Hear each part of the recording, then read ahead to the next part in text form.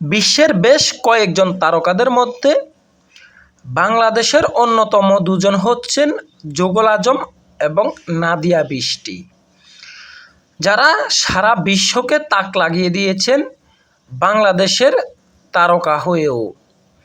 বিশ্বের বেশ কয়েক লক্ষ মানুষের মধ্যে একেবারে প্রথম দিকে হিসাব করলে বাংলাদেশের নাদিয়া বৃষ্টি এবং যুগল আজমও রয়েছে। বিশ্বে এমন ভিডিও করে ইনকামের দিক দিয়ে তারা বর্তমানে ৮ নম্বরও চলে এসেছিলেন।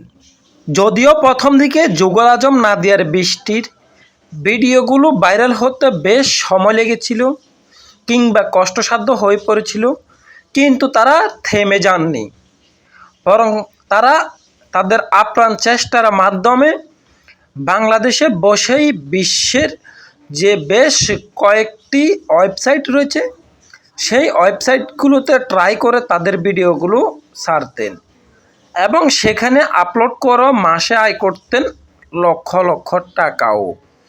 পাশাপাশি কেবল তারা এখানে থেমে যেতেন না, নতুনদেরকে উৎসাহিত করার জন্য তারা বেশ কিছু মাধ্যম যেমন ফেসবুক, টিকটক, ইনস্টাগ্রাম, টেলিগ্রাম সহ বেশ কয়েকটি অ্যাপসের মাধ্যমে নতুনদেরকে আগ্রহী এবং উৎসাহিত করতেন। মাসে তারা কত টাকা আয় করতেন তারও বেশ কিছু স্ক্রিনশট দিয়ে আকর্ষণ বাড়াতেন। এতে করে নতুনরা উৎসাহিত হতেন এবং কি তাদের এমন কার্যকলাপের সাথে সম্পৃক্ত হতেন।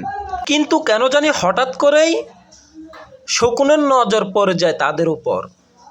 তাদের এই কার্যক্রমকে তারা কখনোই মেনে নিতে পারেননি, বরং হিংসাত্মক আচরণ করে তাদের এই কার্যক্রমকে থামিয়ে দেয়। প্রিয় দর্শক, যুগল আজম নাদিয়া বৃষ্টির এমন কাজে বাধা দিয়ে তাদেরকে আটক করাটা কি পুলিশের ঠিক হয়েছে? কমেন্ট করে জানিয়ে দিন আপনার মহামূল্যবান মন্তব্যটি। আর আপনি যদি আমাদের এই চ্যানেলে নতুন হয়ে থাকেন তাহলে আমাদের চ্যানেলটি সাবস্ক্রাইব করে পাশে থাকুন। ধন্যবাদ।